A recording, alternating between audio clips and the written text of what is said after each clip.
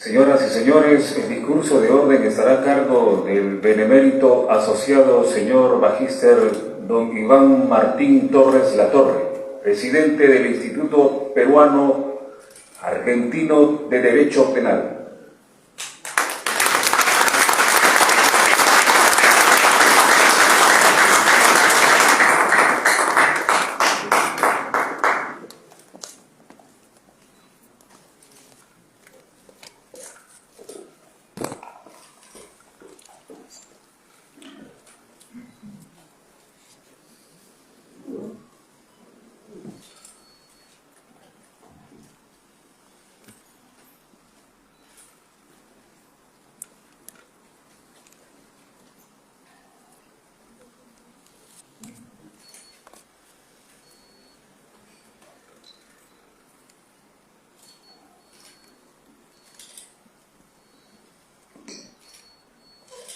Señor presidente de la Benemérita Sociedad Fundadores de la Independencia, vencedores el 2 de mayo de 1866 y calificados defensores de la patria, general de división Carlos Tafur Ganosa.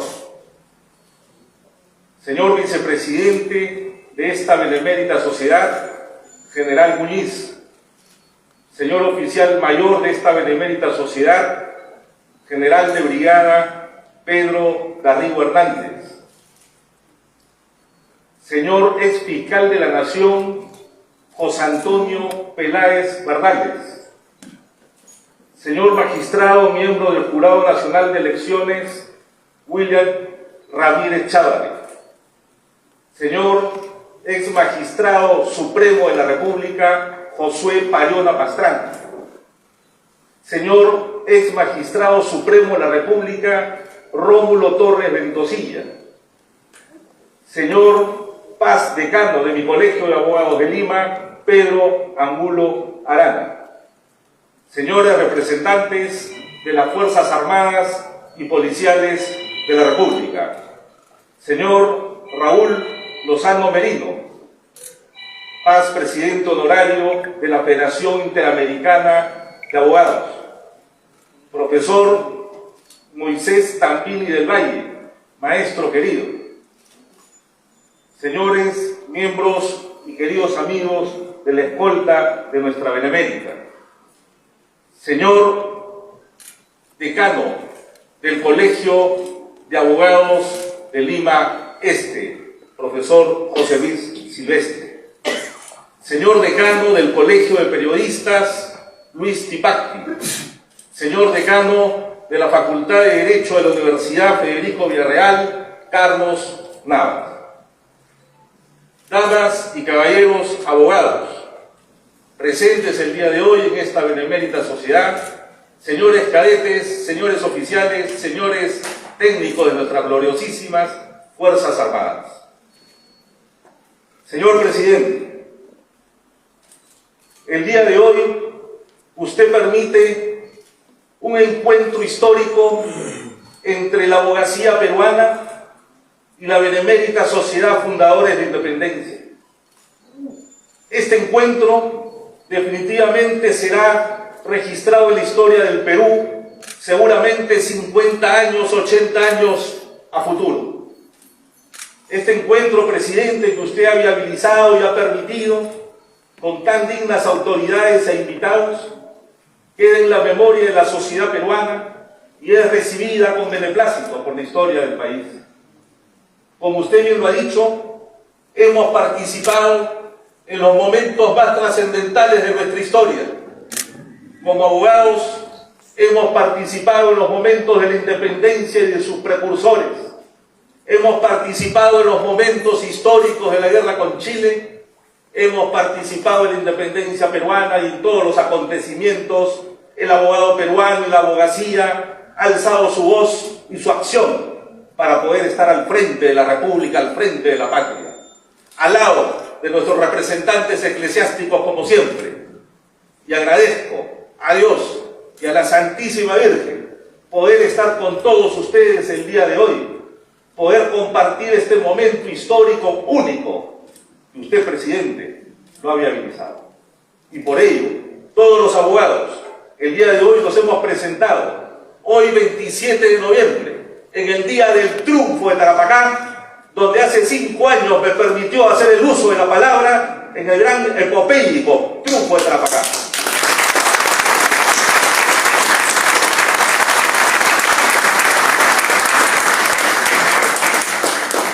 Por ser acto solemne se me ha dicho que tengo que leer, por lo tanto cumpliré con las formalidades.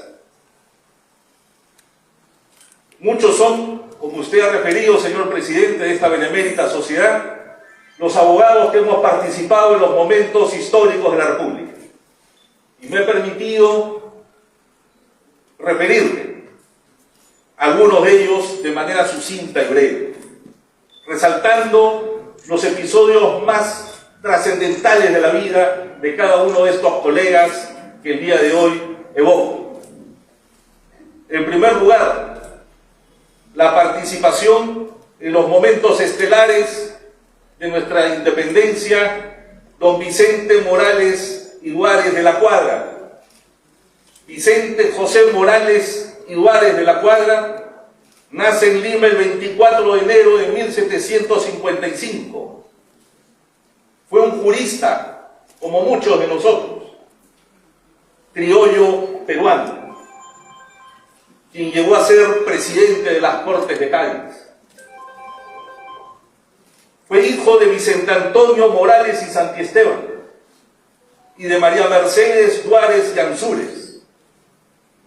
Inició sus estudios en el seminario de Santo Toribio con el propósito de hacer profesión religiosa, pero acabado de fundarse el convictorio de San Carlos, pasó a él como maestro y sus aulas perfeccionó una formación jurídica exquisita.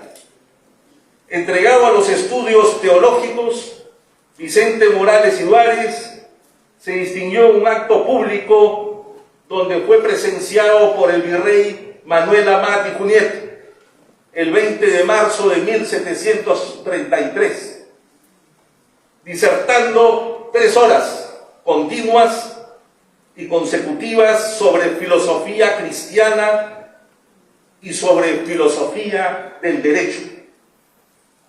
Hizo sus prácticas como amanuense en el estudio de Juan Felipe Tudela y se recibió como abogado ante la Real Audiencia de Lima el 7 de junio de 1779.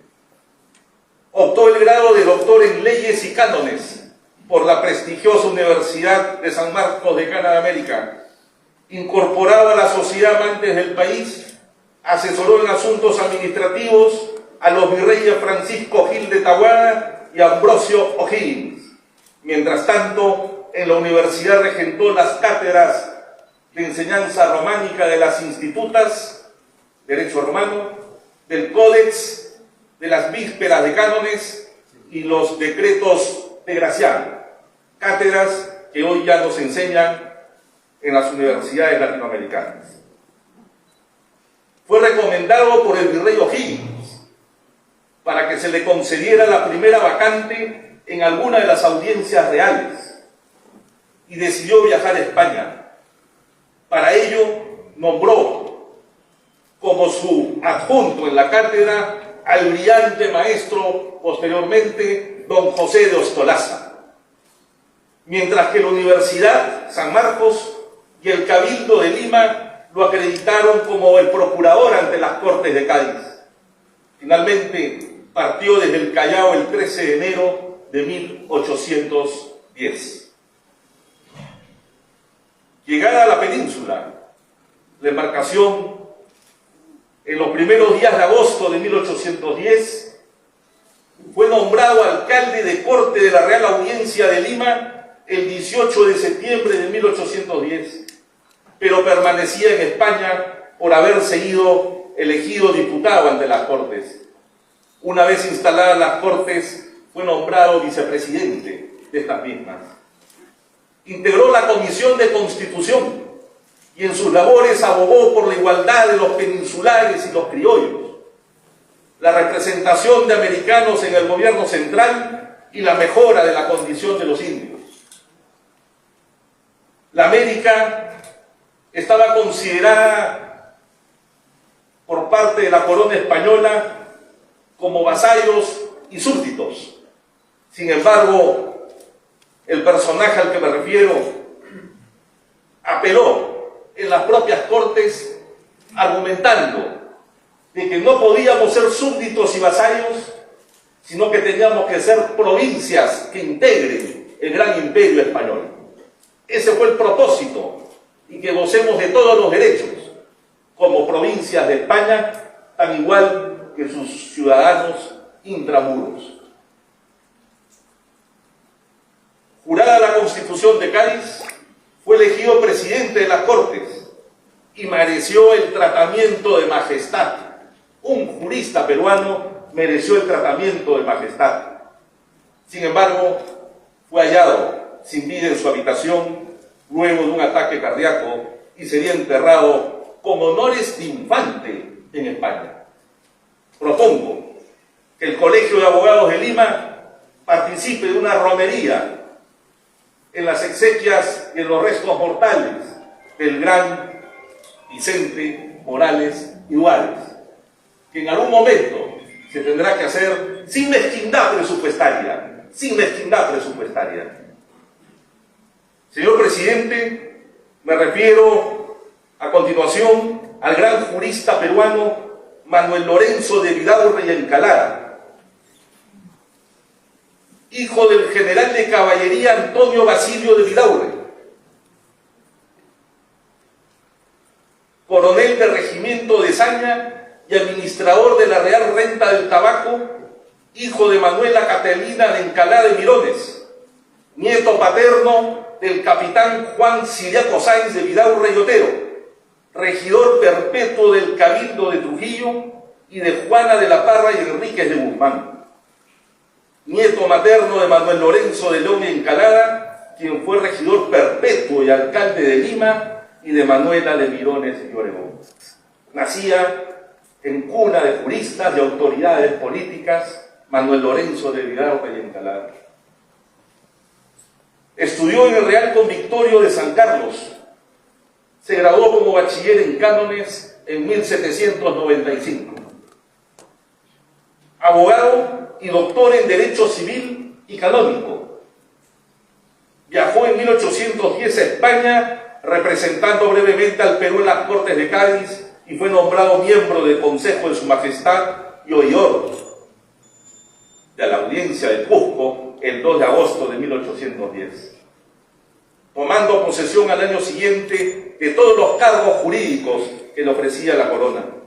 Al iniciarse la rebelión del brigadier Mateo García Pumacahua, le ofrecieron la presidencia de la Junta de Gobierno, la cual obviamente no aceptó.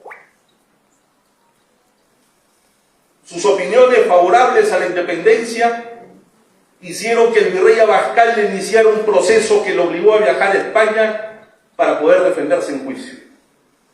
Allí fue nombrado el 16 de septiembre de 1820 oidor de la audiencia de Puerto Príncipe, tomando posesión el 4 de junio de 1822.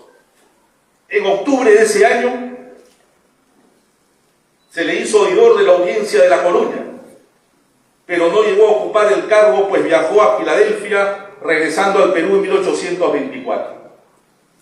El general Simón Bolívar lo nombra el 11 de abril de 1824 presidente de la Corte Superior de Trujillo, y luego fue el primer presidente que tuvo la Corte de Suprema de Justicia de la República del Perú. Formó parte de la comisión que redactó los estatutos de la Universidad de Trujillo y de la que creó la Sociedad Económica de Amantes del País. Defendió las ideas integradoras bolivarianas como ministro plenipotenciario del Perú ante la Asamblea General Americana en Panamá. Escribió en periódicos, colaborando también en múltiples ocasiones en toda la prensa peruana. Y se opuso sobre todo a la Constitución vitalicia de Bolívar, y en 1827 Santa Cruz lo nombra ministro y gobierno de Relaciones Exteriores, siendo elegido diputado y presidente del Congreso Constituyente de la República. Por intrigas fue desterrado, tuvo que partir a los Estados Unidos, pero siendo ministro de Relaciones Exteriores retorna en el gobierno del general Gamarra. Se casó con la limeña Juana Francisca de Rivera y Figueroa, nacida de esa unión de amor, 7 hijos. Y fíjense el linaje de dinastía que dejó nuestro personaje. Melchor fue ministro de Estado, decano del Colegio de Abogados de Lima, rector de la Universidad Mayor de San Marcos, ministro de Justicia, juez instructor, ministro de Culto y Beneficencia y presidente de la Corte Suprema de la República, su hijo Melchor. Su hija se casó con Pedro Antonio Latorre y Luna Pizarro, ministro de Hacienda del Interior, de Relaciones Exteriores y de Guerra y la Marina. Falleció el 9 de marzo de 1841 y sus restos mortales se encuentran depositados cristianamente en el cementerio presbítero Matías Maestro, donde practicaremos romerías al gran Vidaurre y Encalada. Brevemente, Manuel Pérez de Tudela, que como dijo usted, señor presidente, Manuel Pérez de Tudela y Vilches, que nace en Arica, peruana. Empezó defendiendo a los patriotas encausados por sus actividades en pro de la emancipación. Fue un gran colaborador del libertador José de San Martín, y como usted lo ha dicho, fue quien redactó el Acta de la Independencia el 15 de julio de 1821. Fuimos los abogados quienes redactan el Acta de la Independencia que leyera el 28 de julio el general José de San Martín y Matorras. Defensor del sistema republicano, a la par con José Faustino Sánchez Carreón.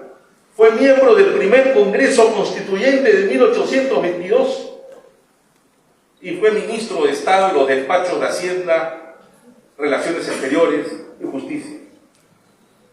Se desempeñó en diversos cargos administrativos. Fue un político de tendencia conservadora. Opinó el libertador Simón Bolívar de la siguiente manera: Pérez, Tudela y Vilches fue un hombre honrado, en extremo, de ingenio perspicaz, vivo y de inmensa erudición. Definición del libertador Simón Bolívar con respecto a nuestro personaje Pérez de Tudela y Vilches. Señor presidente, José Gálvez de Busquiza, a quien usted se ha referido muy bien, cajamarquino, abogado, catedrático y político liberal, gran orador. Desde la tribuna parlamentaria abogó por reformas de cuño liberal como la abolición de la esclavitud y del tributo indígena.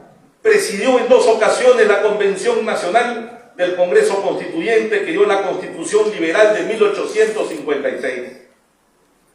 Fue uno de los héroes del combate del Callao, librado el 2 de mayo de 1866, donde falleció este ilustre jurista, combatiendo a la escuadra española, convirtiéndose así en símbolo de la independencia de América, teniendo nosotros los abogados un héroe civil. El historiador chileno Benjamín Vicuña Maquena, que lo conoció personalmente, lo retrata de la siguiente manera: Gálvez Ebúzquiza era un hombre de modesta figura, pequeño de cuerpo, moreno, pálido, con una cabeza cuidadosamente peinada, esmerado en su traje y de modales en extremos atractivos. Pero bajo esa apariencia fría y dulce ocultaba un gran corazón y una inteligencia vasta y desarrollada. Sus restos mortales se encuentran ubicados en el cementerio Presbítero Maestro. Don José Natalio Sánchez, a quien también usted ha hecho referencia, fue un ex parlamentario y abogado. Pereció a la edad de 45 años en la batalla de Miraflores, sumamente joven. Y el 15 de enero de 1881 era el segundo jefe del batallón de la Reserva número 6. que comandaba Narciso de la Colina. Nació en Lambayeque y se graduó de abogado en el Convictorio de San Carlos. Desarrolló gran actividad jurídica y administrativa, y no solo en Lima, sino en provincias. Contrajo matrimonio con Narcisa Pastor, con quien tuvo 5 hijos. En el momento de la declaratoria de guerra, 5 de abril, por parte del ejército invasor chileno, se desempeñaba como miembro del Tribunal Mayor de Cuentas como jefe de la sección tercera. En el expediente sobre el intestado de Natalio Sánchez aparece la constancia oficial de su muerte, suscrita el 21 de mayo de 1881, de la siguiente forma: yo, Ambrosi Becerril, ex sargento mayor, tercer jefe del batallón número 6 del Ejército de la Reserva de Lima, certifico que don Natalio Sánchez, abogado, teniente coronel, segundo jefe del expresado batallón, murió en combate librado contra el ejército chileno en Miraflores, el día 15 de enero del presente año, en el reducto número 3. Expido esta constancia en defecto de que el primer jefe ha muerto también en la referida batalla. El comandante de Miraflores fue enterrado en el departamento de San Luis y San Fernando del Cementerio General de Lima de aquel entonces, al ser inaugurado el 3 de septiembre de 1883. El cuartel destinado a las víctimas de la guerra y sus restos fueron trasladados hasta ahí el 8 de septiembre de 1908. Reposa en la cripta de los héroes de la guerra de 1879. Me quiero referir a un personaje del cual me inspira gran admiración brevemente: don Francisco García Calderón Landa. Francisco García Calderón Landa. Su vida empieza como un joven inquieto, provinciano, que a los 25 años de edad arriba a Lima, procedente de Arequipa, con un libro bajo el brazo, seguramente como muchos abogados que iniciábamos la vida académica. Fue hijo de un magistrado y se desempeñó en la cátedra del curso de Derecho Civil en Arequipa. A los 18 años se costeaba sus estudios y con peculios propios, y enseñó además los cursos de Derecho Natural, Derecho Canónico y Derecho Internacional en ese centro universitario en Arequipa. En aquella época, a mediados del siglo XIX, existía una gran abundancia de conocimiento de las leyes de la República. En los años 50 del siglo XIX, el gobierno empezó a promulgar los códigos civil, penal, los procesales y de comercio.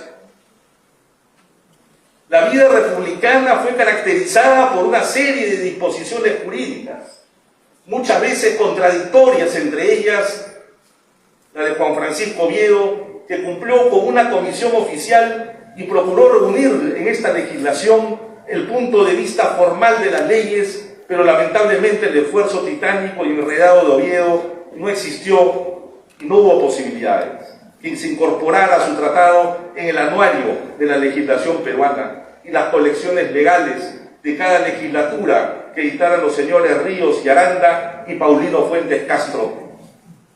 García Calderón Landa se dedicó también a la enseñanza universitaria. Fue un jurista notable. Se dedicó al derecho constitucional y otras ramas. Los profesores universitarios lo admiraban por su potencial conocimiento jurídico. Luego trabajó en la biblioteca de la Universidad San Marcos. García Calderón Landa ocupa, luego de haber sido abogado defensor, profesor universitario, los altos destinos de la presidencia de la República con carácter provisional. García Calderón Landa tiene la difícil tarea de tener que negociar con el ejército invasor ya en Lima. Su misión, dada por el Congreso Constituyente, era negociar sin ceder territorio de la República, situación que no lo logró. Pese a la presión de la clase política para entregar territorios, Francisco García Calderón Landa se refugia en nuestras Fuerzas Armadas y simplemente dice no a las tratativas diplomáticas con el invasor chileno. Es retirado de la presidencia provisional de la República y tiene que ser desterrado y tiene que salir del territorio peruano con rumbo a Valparaíso, en Chile, donde es cruelmente encarcelado. Un abogado que defendía en las negociaciones políticas el territorio nacional sin cuartel. Tuvo una producción importante, el Diccionario de la Legislación Peruana, un diccionario que agrupó terminologías sobre el Código de Comercio, Derecho Penal, Derecho Procesal, Derecho Civil. Y obviamente todas las ordenanzas del Ejército y de la Armada que podrían haberse dictado en los momentos crepusculares. García Calderón Landa tuvo una vida académica fructífera, una vida política sin máculas, una vida política que definitivamente los abogados nos sentimos honrados de haber pertenecido a esta escuela enciclopedista que dejó Francisco García Calderón Landa, uno de los pocos enciclopedistas de la República. Se opuso a la doctrina alemana de la escuela histórica del derecho, por cuanto él proponía un auténtico derecho peruano y no recurrir a otras fuentes foráneas que pudieran distorsionar la realidad y la observación social que tuvo la justicia en nuestro país.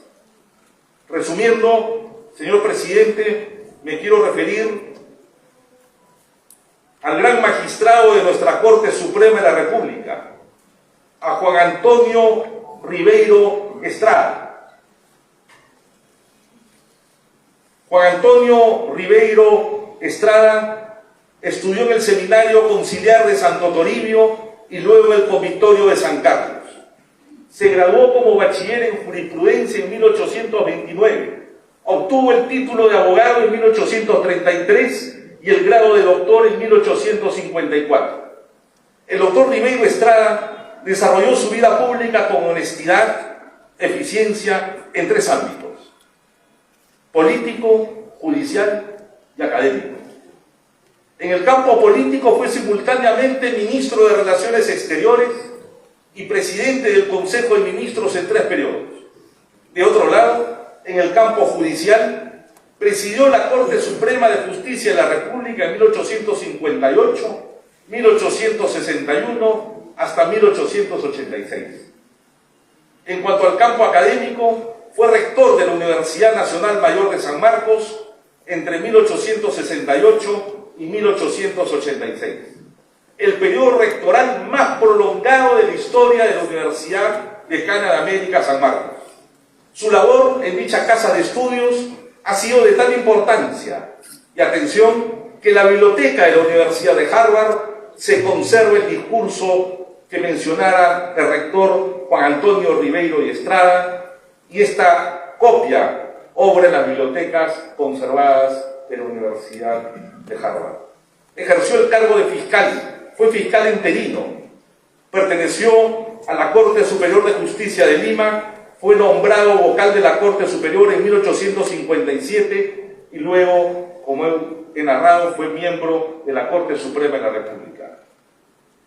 Me interesa resaltar la vida de Juan Antonio Ribeiro y Estrada porque la ocasión lo amerita, señor presidente, y además es un acto de justicia para los jueces. Nos obliga a no olvidar su valeroso desempeño como presidente de la Corte Suprema de la República, durante un hecho imborrable en la memoria de los peruanos, puesto que le toca ocupar dicho cargo en la ocupación de Lima por el invasor ejército chileno desde el 18 de enero de 1881 hasta el 23 de octubre de 1883.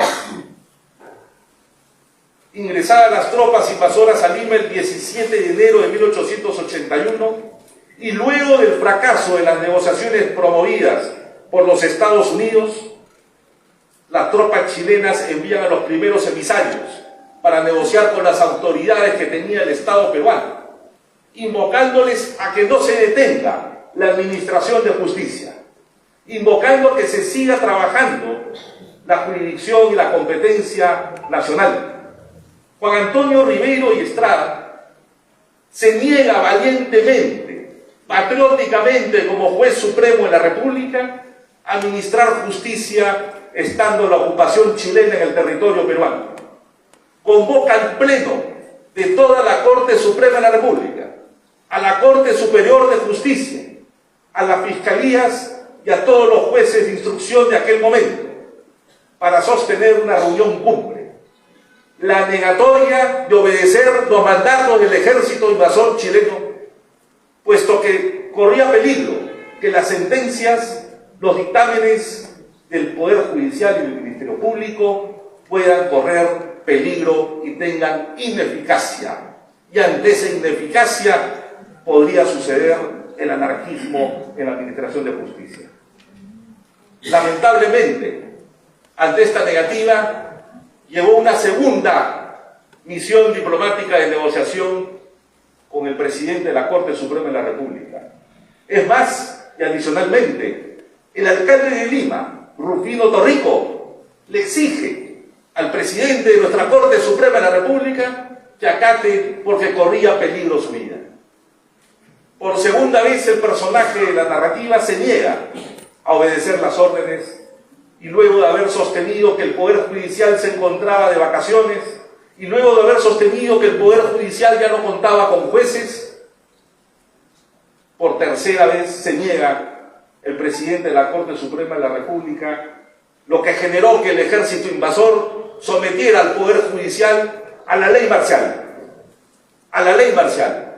A eso se expusieron los miembros de nuestra gloriosísima Corte Suprema de la República en los momentos aciagos de la invasión de la ciudad de Lima capital, cuando todo estaba prácticamente perdido, cuando todo estaba prácticamente tomado. Los abogados, señor presidente, a través de nuestra magistratura, supimos salir al frente a defender la posición de la judicatura peruana, y no estuvo solo el presidente de la Corte, estuvo con todo el pleno jurisprudencial y estuvo con todos los abogados que aún sobrevivían luego de la masacre que fue en San Juan y Miraflores.